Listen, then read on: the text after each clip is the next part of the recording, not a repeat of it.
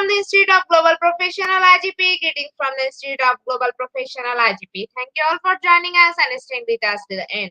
Honorable Knowledge Seeker, today I'm your host for the evening. My name is Badhun Das. I'm from Bangladesh. Dear Knowledge Seeker, I'm proud to be associated with IGP. IGP is a social and certified international education and training institute. In last 3 years, we already served 35 million plus knowledge seekers from 100 plus countries. IGP is internationally recognized and globally accredited. We are connected to more than 450 plus profession and 4,500 plus organizations.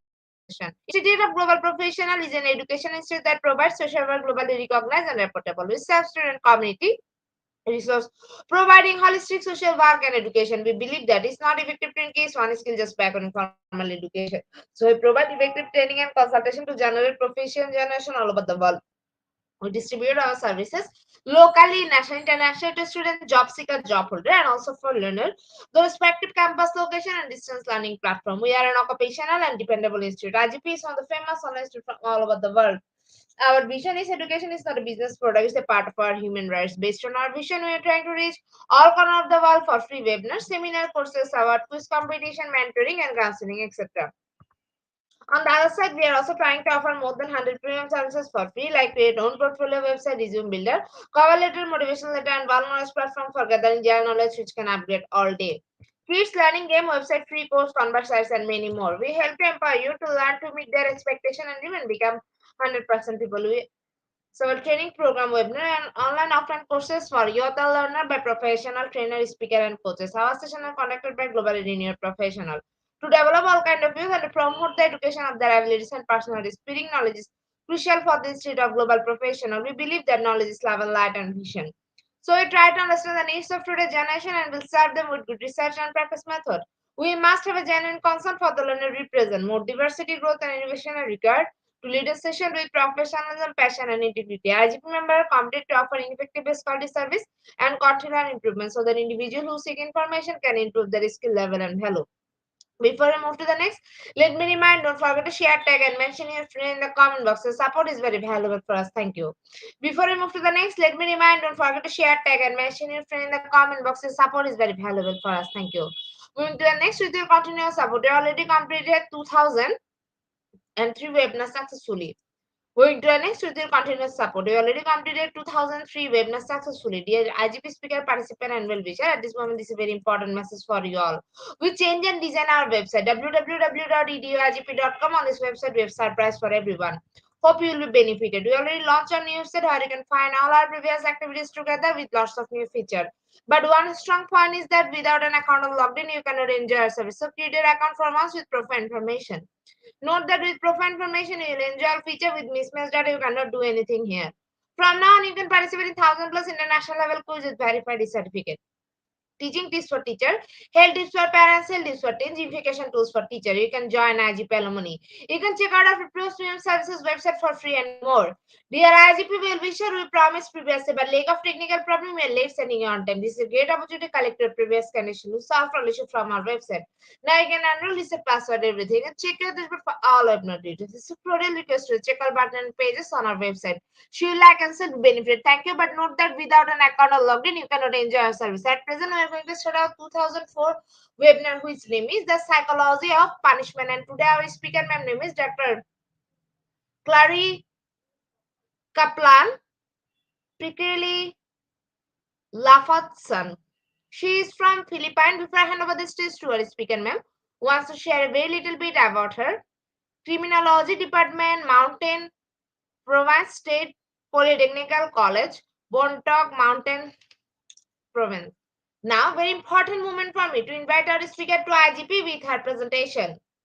Now, very important moment for me to invite our speaker to IGP with her presentation. Hello, ma'am. Good evening. Hello, good evening. Ma'am, the stage is yours. You can start your presentation now. Okay, thank you.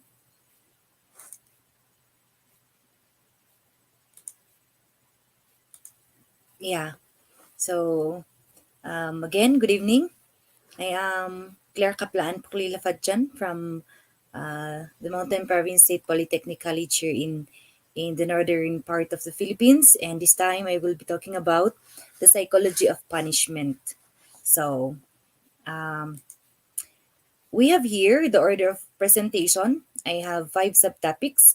The first is that we're going to look into, or to, the first would be the understanding punishment, and then second is theories associated with punishment, and then we have the effects of punishment, the mitigating the effects of punishment, and the last will be the future of punishment. And for our objectives, first is that for us to understand the role of punishment in peace building to determine the theories related to punishment. And the second is to analyze the effects of punishment. The third is to apply measures in minimizing the effects of punishment. And um, the fourth is to articulate concepts in designing future punishment initiatives. There. So let me start my I would want to start the lecture with different perceptions of punishment. And of course, we have here um, different views of punishment.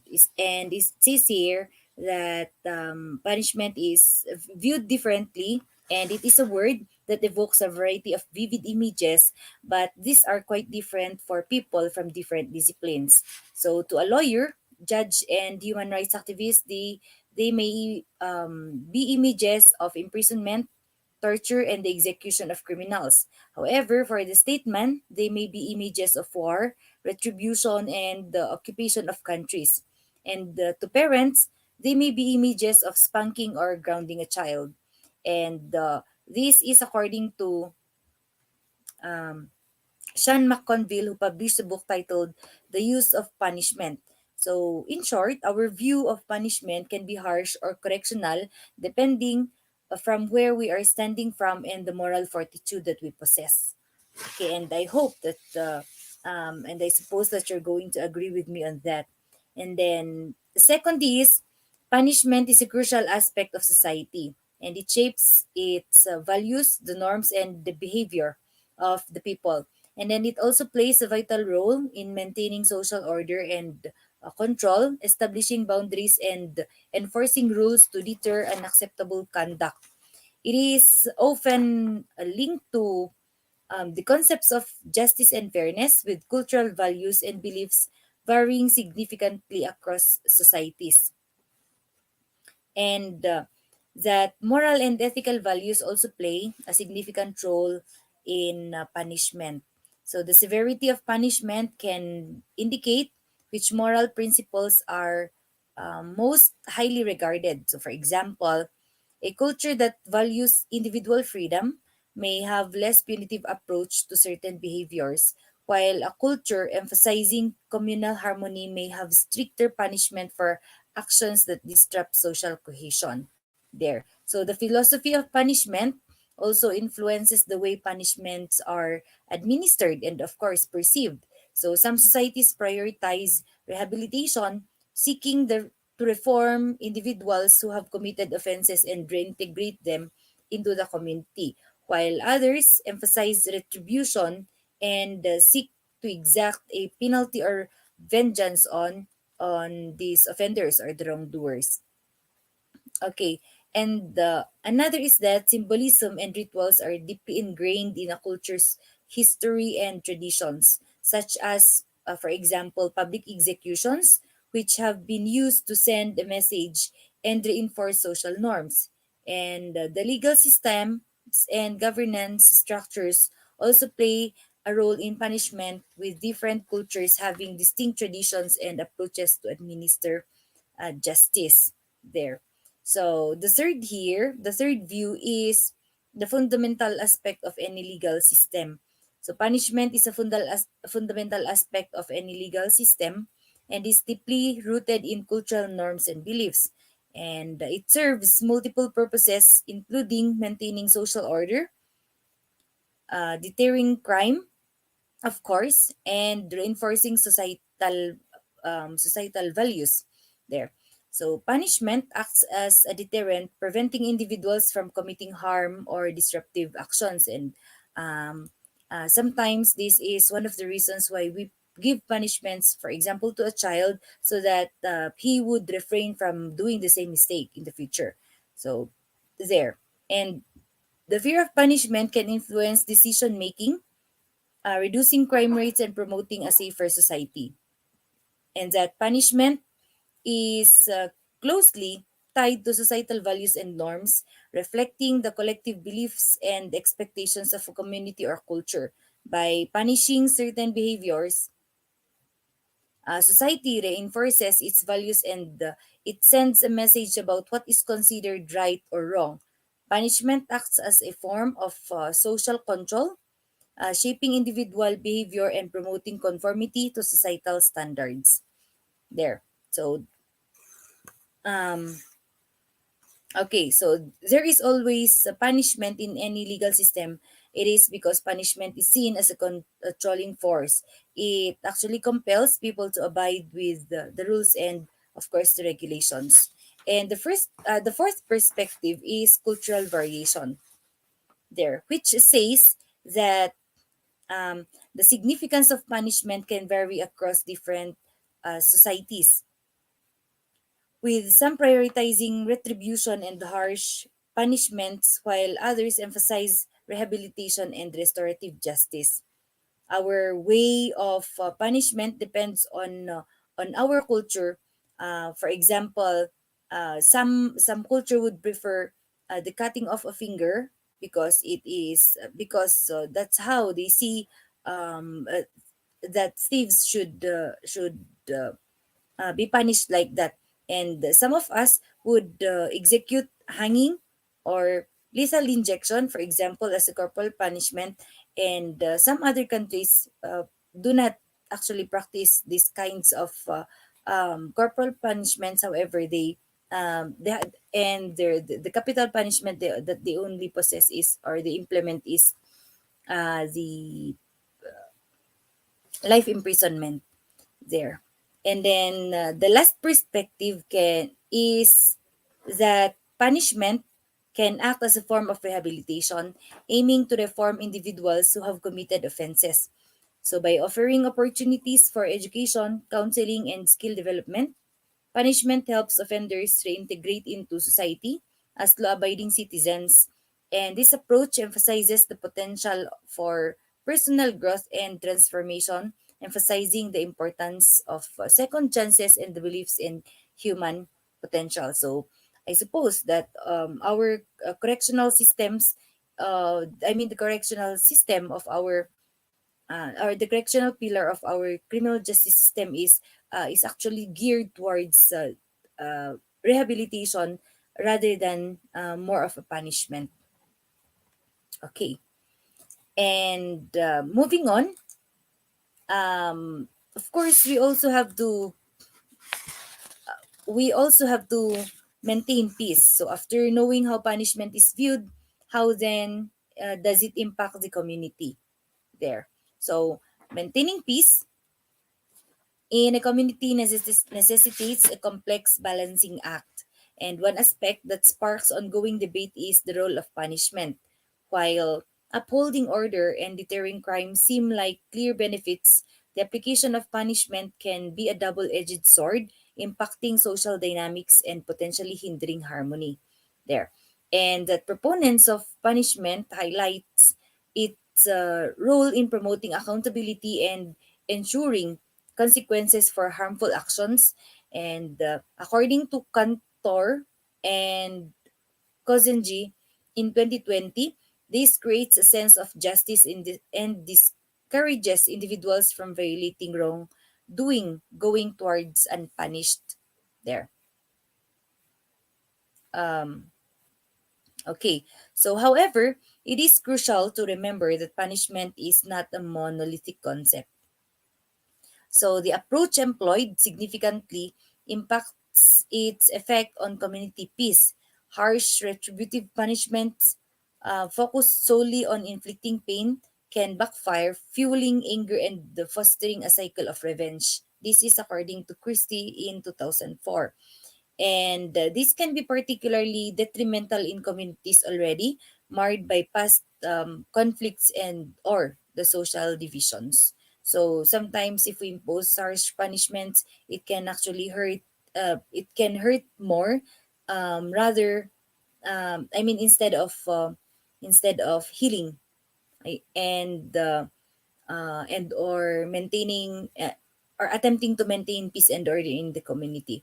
So therefore, restorative justice approaches um, are being emphasized to repair harm and reconciliation, to offer a promising alternative by bringing the victims, the offenders, and the community together to understand the impact of wrongdoing and work towards healing.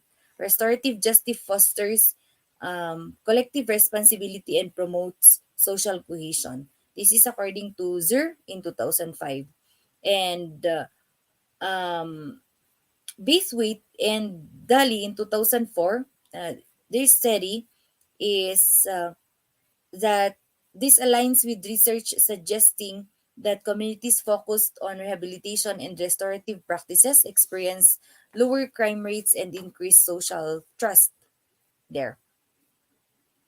And okay, so that is how punishment is seen in I mean those are the roles of punishment in the community. And we also have here, so what then are the requirements of a balanced punishment? Okay, so ultimately, the effectiveness of punishment in maintaining community peace hinges on its ability to strike a delicate balance, and it must discourage harmful behavior while fostering a sense of fairness, healing, and shared responsibility. And the balanced punishment requires the following. So, first is proportionality. Punishments should be commensurate with the offense, avoiding excessive harshness that can breed resentment. And it must have another is the focus on rehabilitation, where programs that address the root causes of crime and equip individuals with skills to reintegrate into the community can prevent future offenses and contribute to social well-being. And another is the community engagement. So including community members in the restorative justice process fosters ownership and builds trust in the justice system. Okay, and of course, this is true. It is because so later on in the next slides, we'll be talking about the effects of punishment, and if, for example, the community is not engaged in requiring a balanced punishment, then the stigma will still be there. And of course, it is not actually helping the offender to cope up with the mistakes, and of course to recover from his downfall, okay, or to bounce back better. And that we also have here cultural or the sensitivity to context, wherein cultural considerations and historical factors should be taken into account when designing and implementing punishment. Okay, so maintaining peace in a community requires a multifaceted approach that acknowledges the limitations of punishment and prioritizes strategies that address the root causes of conflict and promote social harmony. By fostering restorative practices and build trust, communities can move beyond a punitive mindset and create a more peaceful and just environment for all. Okay. And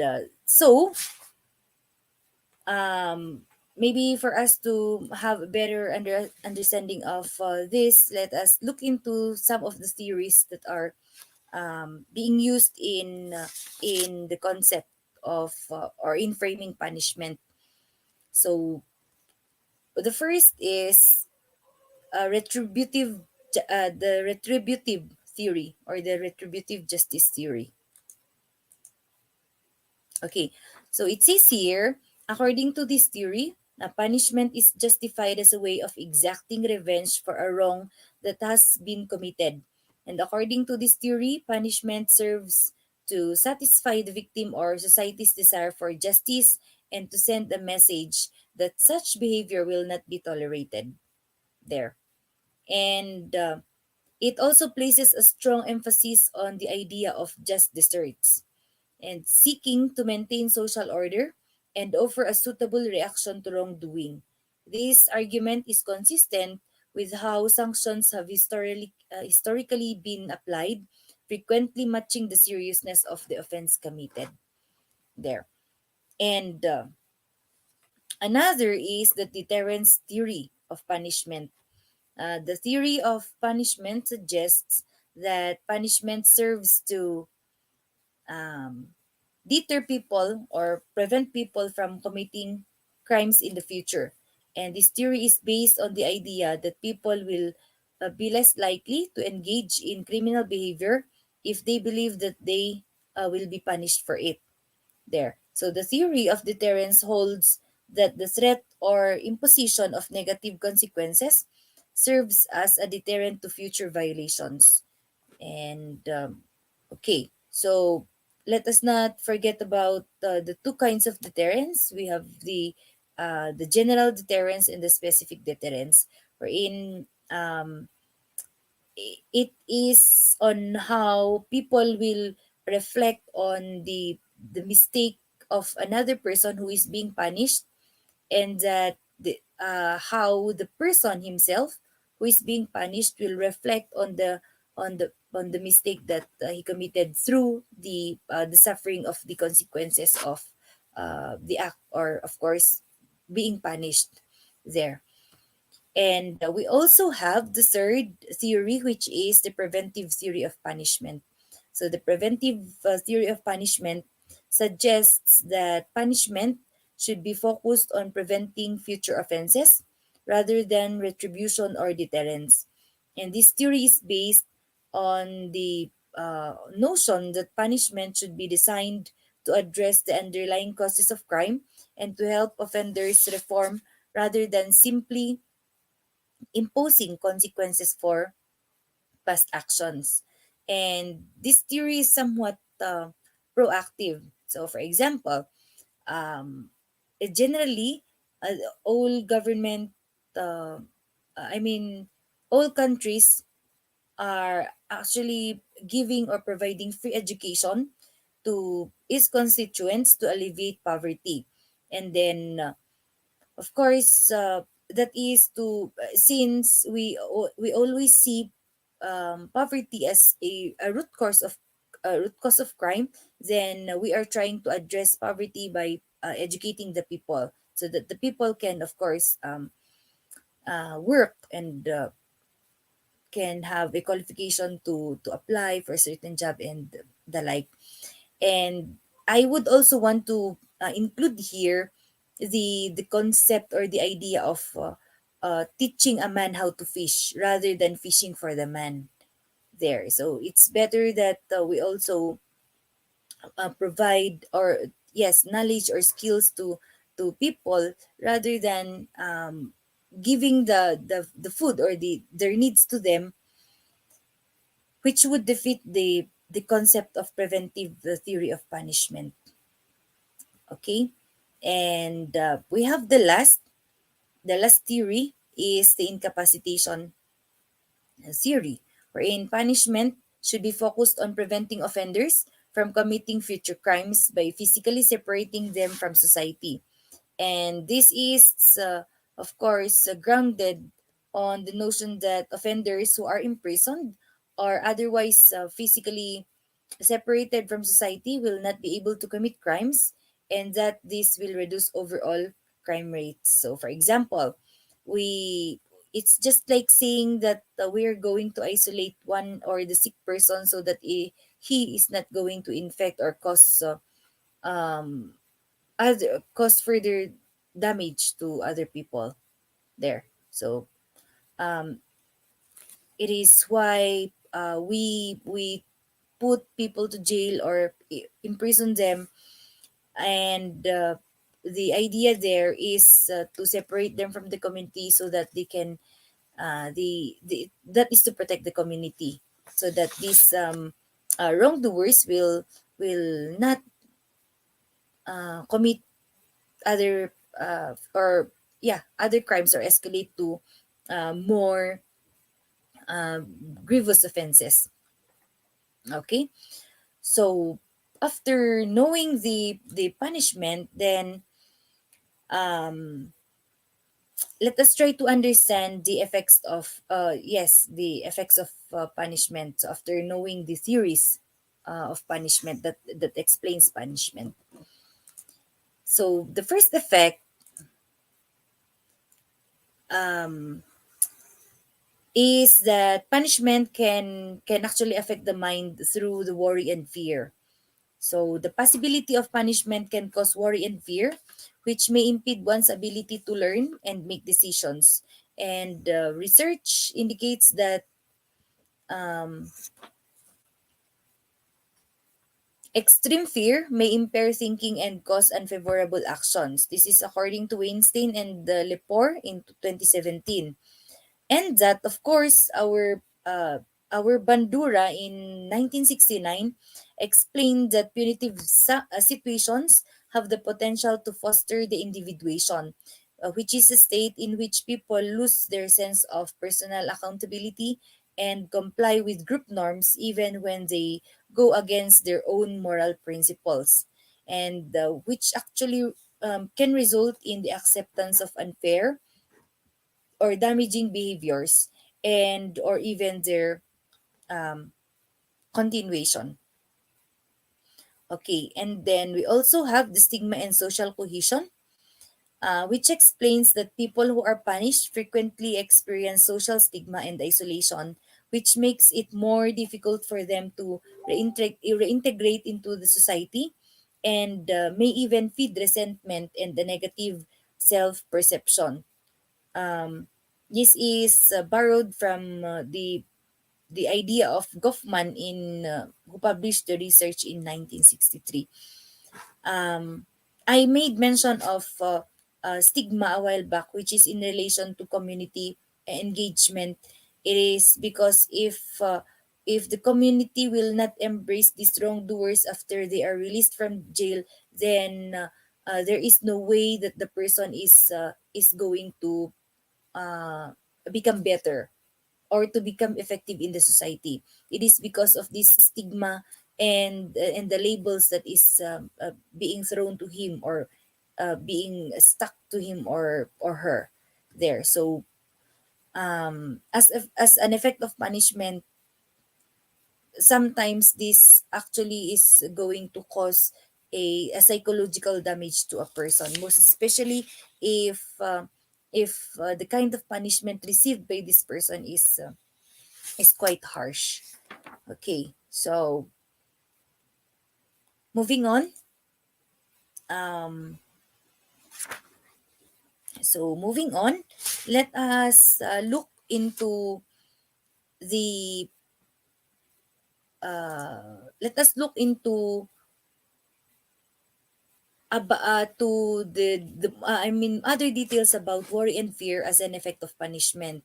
So while punishment as intended to deter or correct undesirable behavior, it can often it can often cast a long shadow of fear and anxiety. And these emotional responses go beyond the immediate discomfort of or pain. The punishment itself inflicts, leaving lasting psychological impacts that can impede development, relationships, and well being. And of course, let us delve deeper into this intricate relationship between punishment and its emotional, disquieting consequences. So, first is the threat activation. Punishment inherently signals a threat, whether physical, emotional, or social, and this triggers the body's fight or flight response, flooding the system with stress hormones like cortisol and adrenaline. This is according to Sapolsky in 2005. And these hormones heighten psychological arousal, leading to feelings of fear and anxiety. And we also have another, which is a conditioned learning. So, through classical conditioning, repeated exposure to punishment paired with specific contexts, situations, or even individuals can create a condition of fear response. So, for example, a child punished in school may develop anxiety towards learning or authority figures. This is according to Oman and Minika in 2001. And we the third mechanism of fear here is the unpredictability and loss of control. So the unpredictability and loss of control there um, can further exacerbate anxiety, and individuals subjected to punishment often feel that they have little to no say in their circumstances, adding the emotional burden. Damage to trust and attachment is the last one, the last mechanism. And it explains that if punishment comes from caregivers or individuals relied upon for safety and security, it can damage trust and attachment bonds. So, this sense of betrayal can fuel additional fear and anxiety, and particularly in children who depend on others for emotional support. So, sometimes we really have to look into, I mean, we have to weigh the type of punishment that we're going to impose to our children, because it can sever some connections that we have with them. Yeah. And moving on, we also have here the consequences of fear and anxieties, as of course still under the worry and fear. um, there, the first consequence is impaired cognitive function. So the physiological arousal considered with fear and anxiety can hinder cognitive processes like memory, attention, and problem solving. And this can make it difficult to learn from mistakes, potentially perpetuating the cycle of punishment and negative behavior. Okay. And the second is reduced motivation and engagement there. Engagement. Chronic fear and anxiety can sap motivation and enthusiasm, leading to social withdrawal, reduced engagement in activities, and increased risk of depression. And the third is increased vulnerability to mental health issues. Okay, so individuals with pre-existing mental health conditions like anxiety or depression may be particularly susceptible to the negative emotional impacts of punishment, potentially exacerbating their symptoms and hindering recovery. And the last is integrational inter sorry uh I'm sorry, it is intergenerational transmission there. um Aligned with this, the fear and anxiety associated with punishment can be transmitted across generations, with individuals who experienced harsh punishments more likely to use it themselves, perpetuating the cycle of emotional harm. Um, well, I'm sorry, but sometimes this is actually being observed in the academy. So in the military schools, that what the students received, I mean, the kind of punishments that they received um, from from their senior from the senior students would be integrated to them, and of course they're going to have it be experienced by those who are coming before them. I mean, so it becomes a cycle. um another example for this is that a child who would who experienced a harsh punishment from the parents would likely to have to do the same or to copy the same punishment and impose it to the children. So that's how the intergenerational transmission can happen. Okay, so for this time, um, let us talk about the individuation and moral disengagement, which of course would talk. Which would explain the some of the dark sides of punishment.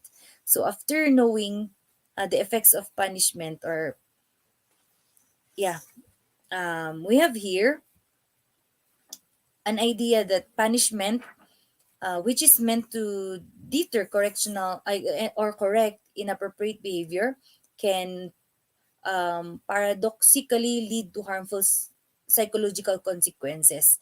And among these stand the individuation and moral disengagement.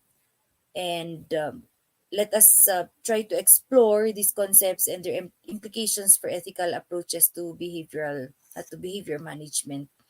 Well, the individuation in under this we have the blurring identity, we have the diminished self-regulation, and the last is susceptibility to group norms. So the first one explains that punitive environments often promote anonymity or uniformity, blurring individual identities and diminishing personal accountability. And this is often seen in group punishments, prison uniforms, or situations where individuals blend into a faceless mass. They are seen as prisoners, and that's it. So the individual identity or the individual character of a person uh, is no longer considered, but they are but ayun, which would cause the blurring of the identity um, because of this massive naming. Okay, so it's a form of stigmatization there. And diminished self-regulation um, is explained when the individuation weakens internal moral constraints and self-control. And in this state, individuals become more susceptible to external influences and social pressures, potentially engaging in behaviors that they won't consider acceptable under their normal identity. So for example, before they do not actually drink, it's because they know that drinking is a woman who would drink, for example, in one culture is not acceptable, but it's because of the individuation. Then they are going to embrace that kind of, or um that unacceptable norm already. And okay, so it's just to give them, or to deviate from the general population, that who is actually looking at them negatively there. So okay, heightened susceptibility to group norms is when individuals lose their sense of individual identity, and they become more attuned to group norms, even if those norms are unethical or harmful. This is what I was trying to say a while back. And this can be dangerous in punitive settings where group dynamics might amplify aggression or disregard for individual rights. So if you can remember subculture, this is, it's because of this, the individuation, then there can be a formation already of a subculture in a certain, or in a particular community. Okay, and we also have, apart from the individuation, we also have the moral disengagement. And we have three under this: justification and blaming. The second is moral rationalization, and the last is diffusion of responsibility. So, in response to the emotional discomfort of inflicting or receiving punishment, individuals often engage in mental gymnastics to justify their actions or shift blame. And this may involve minimizing the harm caused, dehumanizing the victim, or attributing responsibility to external factors like the system or authority figures. And as explained by in the study of Bandura in 1999. So, to explain or to shed light on moral rationalization, we have here the concept that individuals may also construct cognitive frameworks that frame or that would reframe their actions as acceptable or even righteous. And this phenomenon is has been observed in historical atrocities and instances of group violence, where individuals convince themselves that their actions are necessary for the greater good. That's why we have, for example, the villains and the superheroes of the streets. For example, the Ninja Turtles. If you can remember the Ninja Turtles, who are these super villains, and then they are actually committing a crime. However, they believe that by doing that they are trying to lessen the criminals in a certain society. Okay. So, diffusion of responsibility refers to the feelings of anonymity or shared responsibility associated with group settings can contribute to a diffusion of responsibility, where individuals feel less accountable for their actions and more likely to engage in unethical behavior that they wouldn't undertake alone, as explained by Darley and Latani in 1968. Okay, so those are the ideas under the individuation and moral disengagement. So this time, let us try to look into the consequences of the individuation and moral disengagement. With the presence of this, we have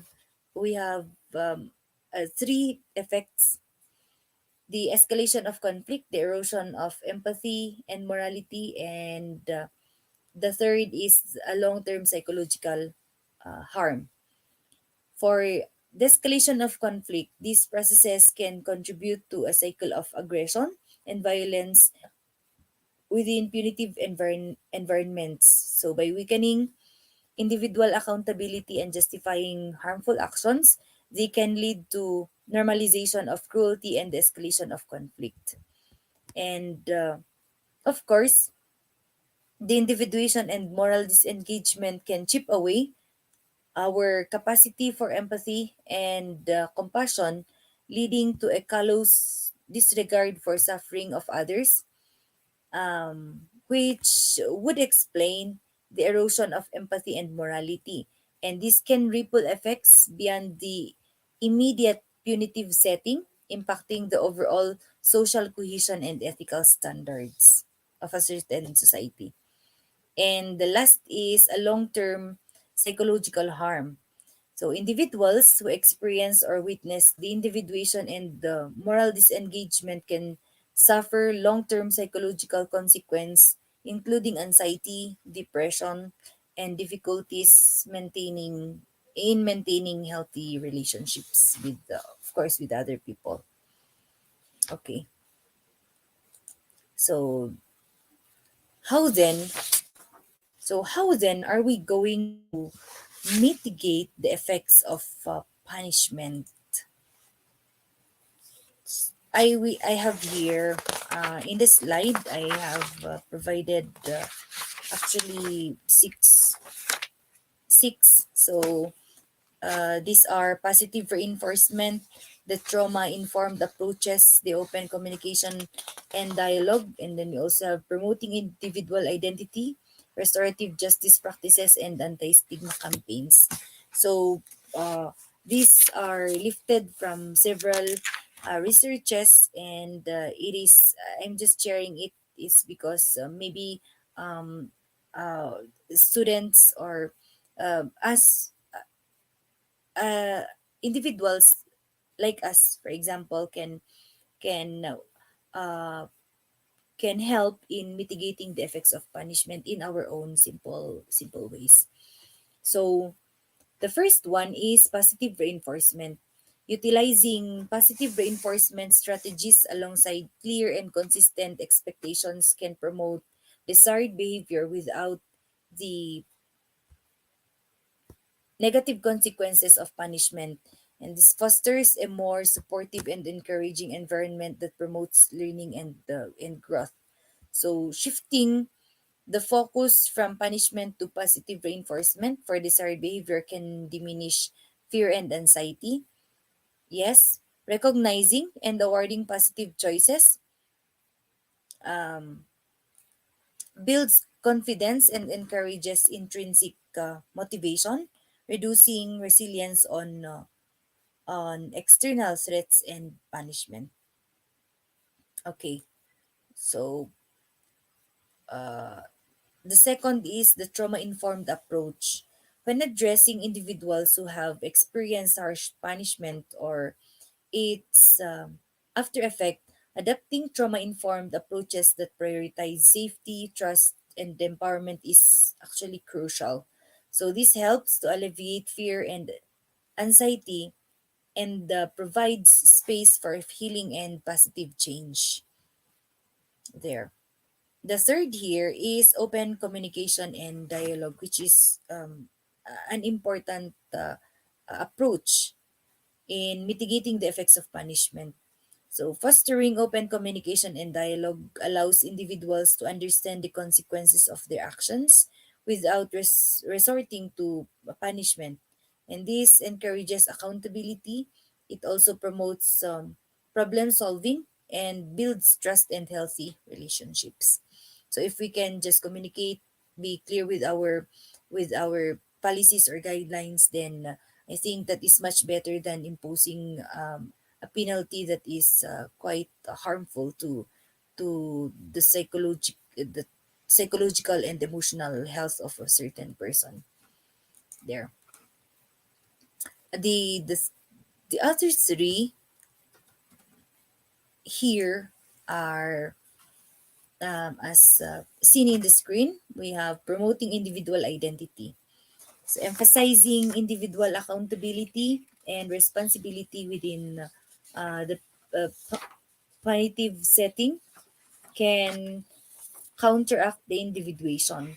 And this can involve personalized interventions, open communications, and fostering a sense of agency throughout individual treatment plans and goal settings. So that's it. We have to promote. We can actually do this by um, the reward system, maybe. Okay. So we can also resort to restorative justice practices. The implementing restorative justice approaches that focus on repair, accountability, and victim participation can provide a more humane alternative to traditional punitive systems. And this adapts empathy, responsibility, and healing for all parties involved, moving beyond the simplistic notions of blame and punishment. Okay, so ultimately, the effects of punishment in peace building hinges on its ability to strike a delicate balance, and it must deliver justice without perpetuating harm. And only that then that punishment is truly served as a tool for peace building, not another brick in the walls of conflict. If if there is healing along the within the process of not only punishment but helping the victims and the offenders rise from their fall or to get back on their feet.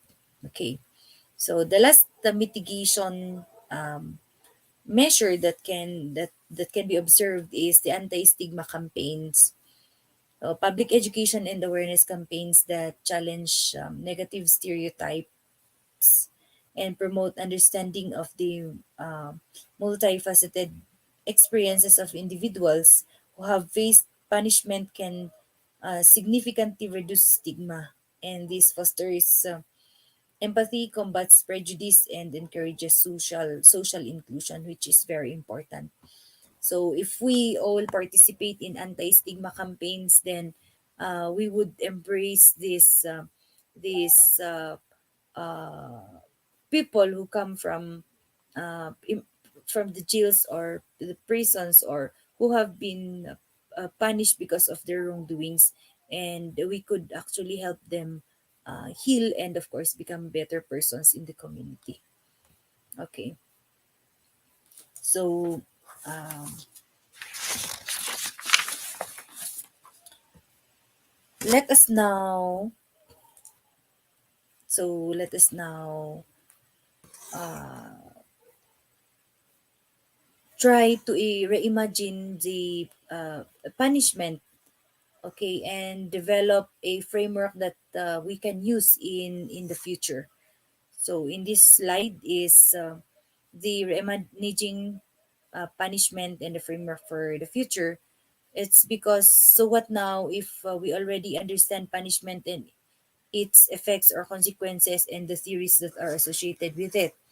So this is the last topic in this lecture series, that traditional punishment models often rooted in retribution and isolation are actually facing increased scrutiny for their ineffectiveness in rehabilitation and fostering lasting peace with communities.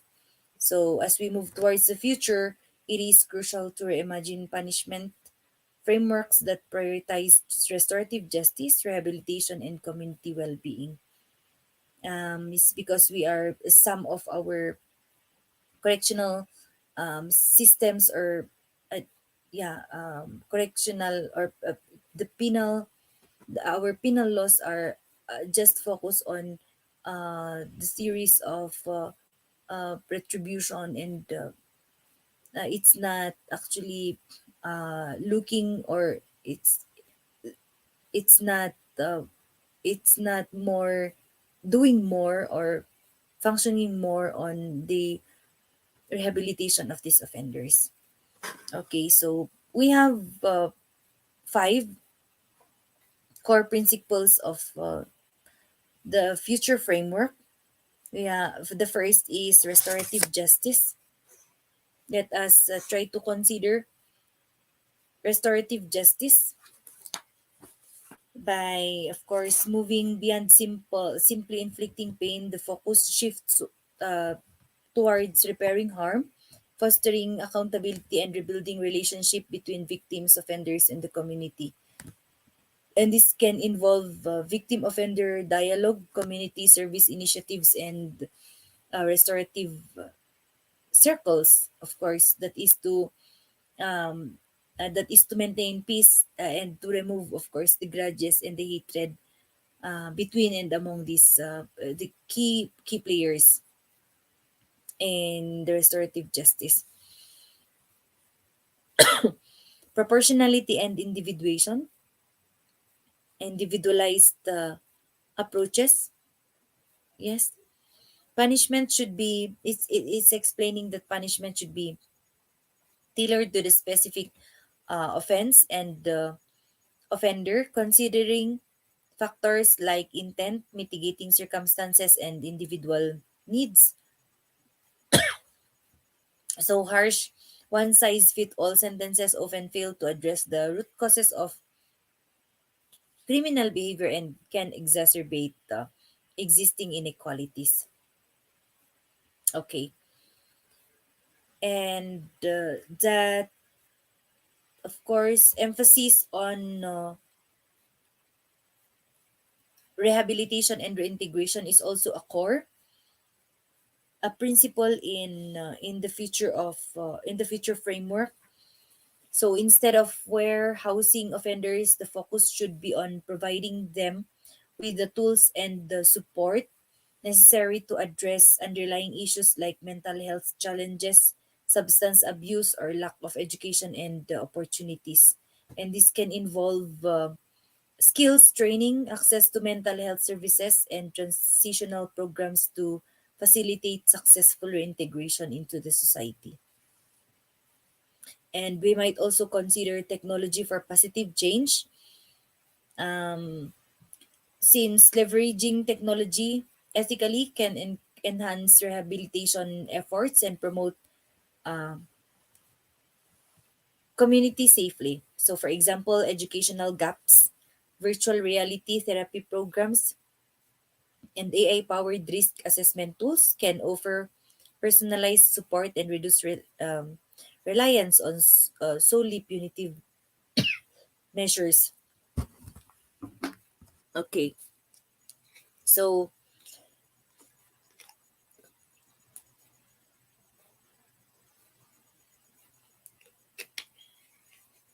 yeah, community engagement and ownership is also important, wherein communities should be actively involved in designing and implementing punishment frameworks. And this fosters a sense of shared responsibility, of course, promotes social cohesion, and ensures that punishment measures are responsive to local needs and context. Because sometimes it is the community members who would validate or would say that I mean that the punishment approach or um, strategy is actually effective in maintaining or in keeping the community safe and a peaceful space to be in. Okay. So thank you all for listening, and I hope that we all strive to build a society that promotes restorative justice, embraces human understanding, and offers support and opportunity to all, regardless of past experiences. So, by mitigating the psychological scars of punishment, we can pave the way for a more just and compassionate world. Again, thank you for listening, and if you have queries, then I hope that I can answer. Thank you so much, ma'am, for your rich content presentation, which can impact our knowledge seeker surely. After your presentation, I hope our knowledge seeker can learn something new, which was our only intention. Learn and grow together, IGP knowledge seeker once again. Thank you so much, ma'am, for your presentation. Now, ma'am, it's time for our question answer session, which is the one more valuable part of our regular webinar. Honorable ma'am, please stay with us. After a short video, we will begin our session part 2, which is the question answer part. Dear IGP knowledge seeker, please ask your question in the comment box as much as you want to know from our speaker. Thank you. After question answer, we have a webinar certification and online quiz competition. Dear IGP knowledge seeker, please ask your question in the comment box as much as you want to know from our speaker. Thank you. After question answer, we have a webinar certification and online quiz competition.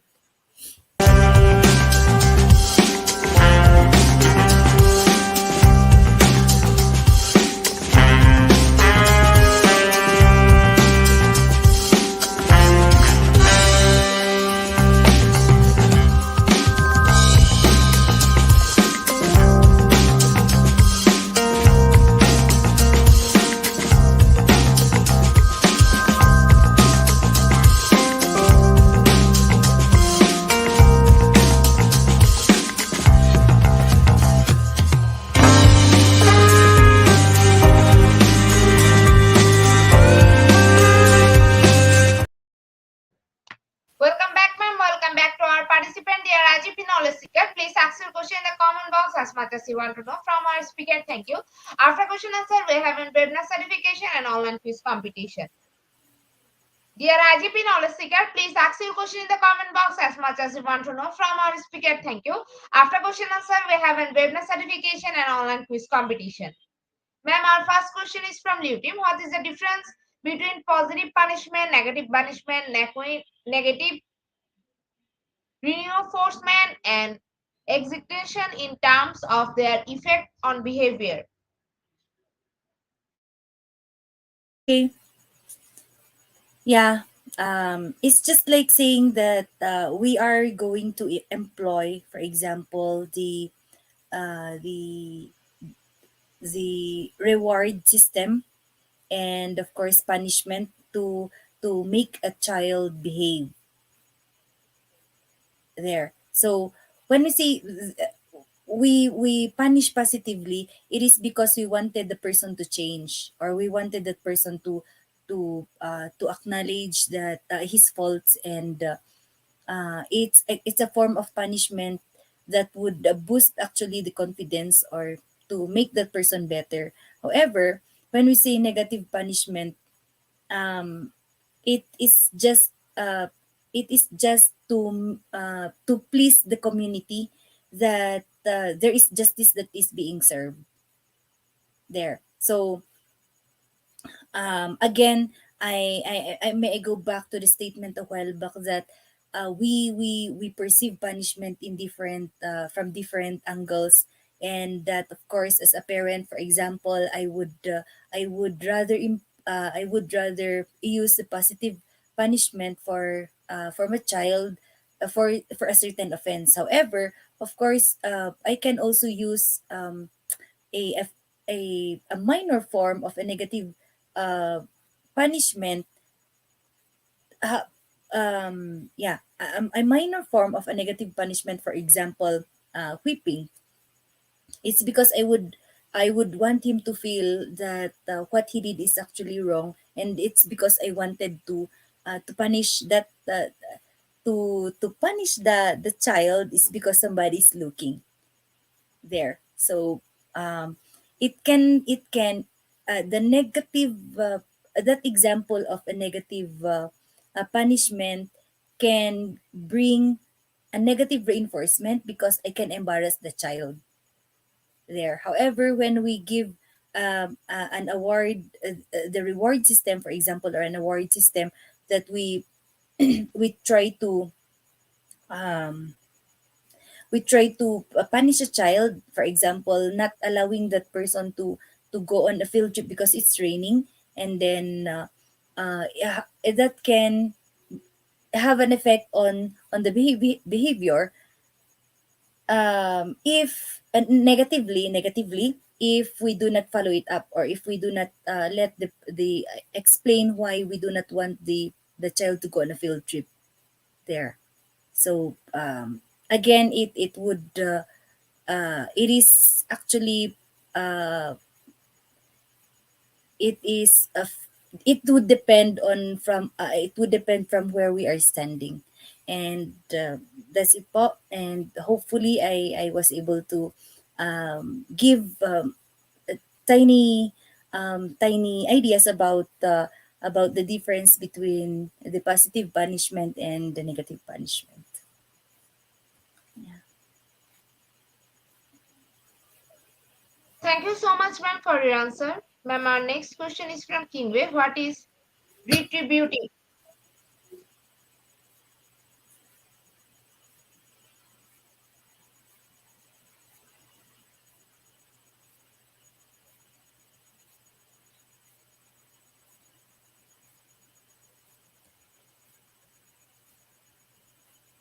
Oh, retributive. Okay.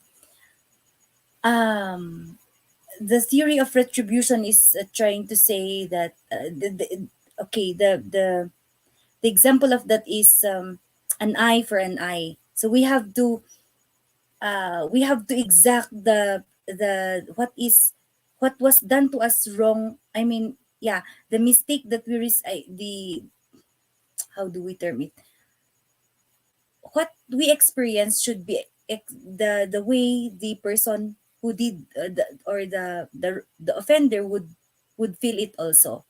That is that's it. That's why they call it an eye for an eye and a tooth for a tooth. That if a person was killed, then the how it would or how it should be is of course another life. So that's retributive.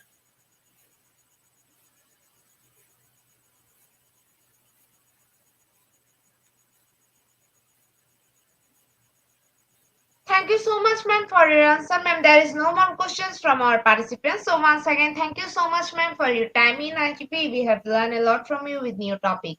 It will add some value to our day-to-day activity along with our academic and professional growth. Honorable ma'am, hope to see you again with a new topic and a new date. Thank you, ma'am. Take care. Thank you too, and thank you all for listening. Thank you all for being with us this time. Yeah, thank you too, ma'am. Welcome, ma'am. Honorable ma'am, before we move to the next, if you want to leave this studio, you can. Dear IGP Knowledge, it's time for the webinar certification process, the most attractive and powerful part of our regular webinar. After a short video, we will start our webinar certification. After webinar certification, we have an online quiz competition and quiz certification. Dear IGP Knowledge, it's time for the webinar certification process, the most attractive and powerful part of our regular webinar. After a short video, we will start our webinar certification. After webinar certification, we have an online quiz competition and quiz certification.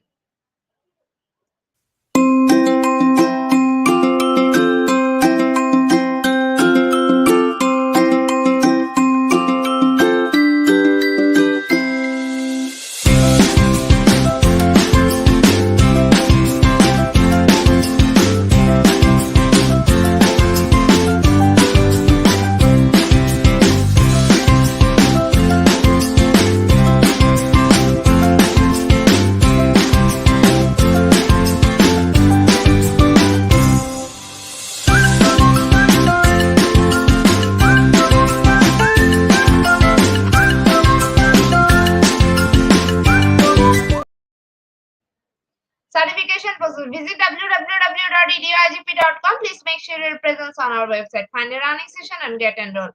After watching completing part 1, move to the next with the learning test passing mark 80%. If passed, back to the course again to download the certificate. If failed to retake the quiz, download the certificate in PDF or JPG. For your attention, I am going to share the procedure again. Visit www.eduigp.com. Please make sure your presence on our website. Find the learning session and get enrolled. After watching completing part 1, move to the next, which is the learning test passing mark 80%. If passed, back to the course again to download the certificate. If failed to retake the quiz, download the certificate in PDF or JPG. Dear IGP Knowledge, it's time for the most engaging part of this webinar, which is an online quiz competition, which is our regular webinar activity. We change the few process for online quiz competition. Note that after life, no one can participate. Now, time for the online quiz competition. To join the online quiz competition properly, please follow instruction carefully. Now, time for the online quiz competition. To join the online quiz competition properly, please follow my instruction carefully. Visit www.eduigp.com and sign up or sign in. Without this, you cannot join live quiz competition anywhere. Browse the live quiz button or given link, find the station name and join with your logged website or user account. Click join and wait for a few minutes for others to join and join online live quiz competition. After the quiz, we will issue certificate for top 10 as previously, which you can find on official Facebook page and group Institute of Global Profession. After a short video, we will start our quiz session.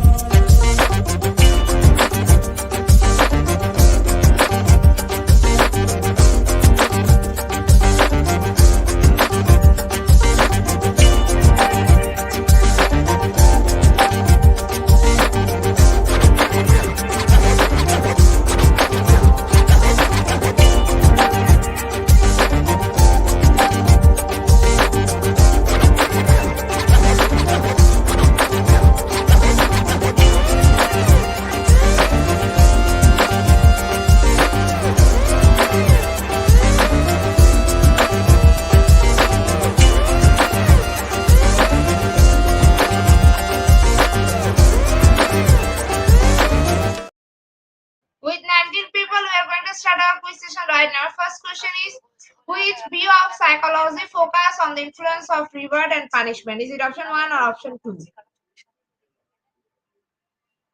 Option 1 is the right answer and 100% people are right here. Our second question is, who is the father of psychology? Is it option 1 or option 2?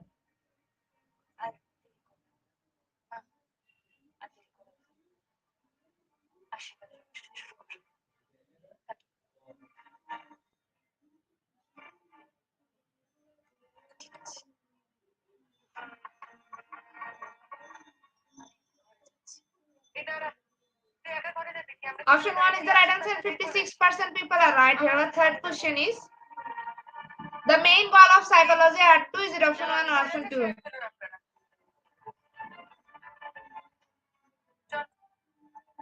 জানোবা যে যাই বলুক এখানে আমি তোমাকে সঠিক চিনেছি তুমি সত্যিকারের খাঁটি হিরে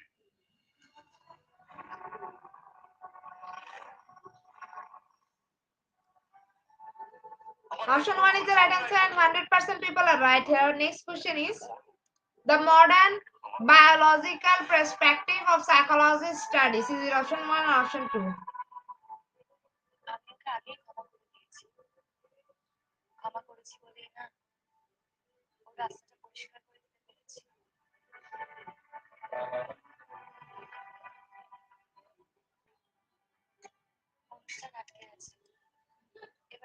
Option 2 is the right answer. 100% people are right here. Our next question is, the school of behaviorism defines psychology as. Is it option 1 or option 2?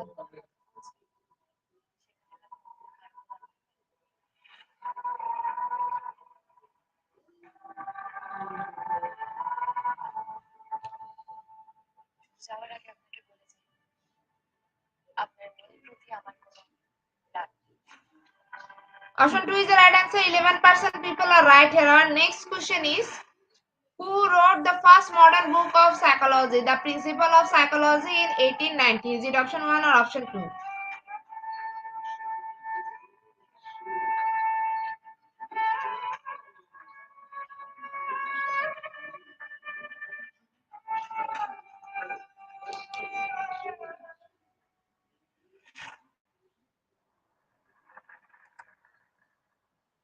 Option 2 is the right answer. 37% people are right here. Our next question is, to establish behaviorism as a paradigm of psychology, John Watson relate to the work of. Is it option 1 or option 2?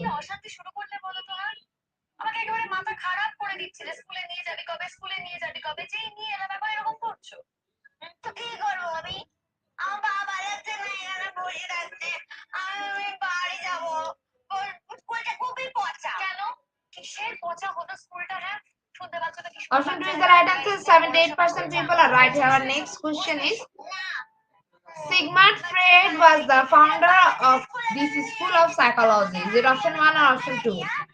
বাচ্চাদের সাথে পড়াশোনা করো আমি কিছু বুঝি না আচ্ছা ঠিক আছে শোনো আমি বরঞ্চ একটা কাজ করি আমি মাস্টারমশাইয়ের সাথে কথা বলবো হ্যাঁ মাস্টারমশাইকে বলবো যাতে বাড়িতে এসে পড়াতে পারে তাহলে রাজি তো যদি আমার মাস্টারমশাইটা পছন্দ হয় তাহলে Option 1 is the right answer and 71% people are right here. The second last question of the session is, the psychology of getting along with other is called. Is it option 1 or option 2?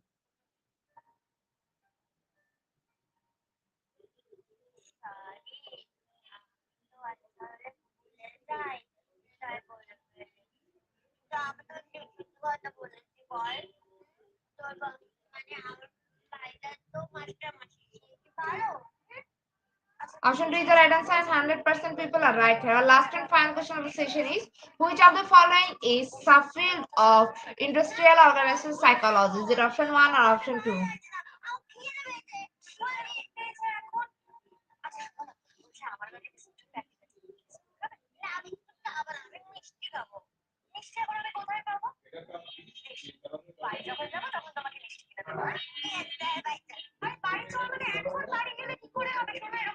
Option 2 is the right answer. 65% people are right here. Congratulations to our online quiz competition in the top 10. Congratulations again. We will take a few minutes for finalize the result. After that, we will issue our online quiz competition certificate on official Facebook page and group Institute of Global Professional. Congratulations to our online quiz competition in the top 10. Congratulations again. We will take a few minutes for finalize the result. After that, we will issue our online quiz competition certificate on official Facebook page and group Institute of Global Professional. Congratulations to our online quiz competition winner top 10. Congratulations again. We will take a few minutes for finalizing the result. After that, we will issue our online quiz competition certificate on official Facebook page and group Institute of Global Professional. At the end of our session, we can say, properly feed your skill, never stop learning, cause life never stop teaching us. Be happy, stay safe, see you again and again. We want your participation in every program. If you want to live a happy life, try to a goal, not a people of things, all what understand. Press or hit the like button. Again, want to thank all IGP knowledge seeker for your active participation as always. See you again in the next session. Thank you.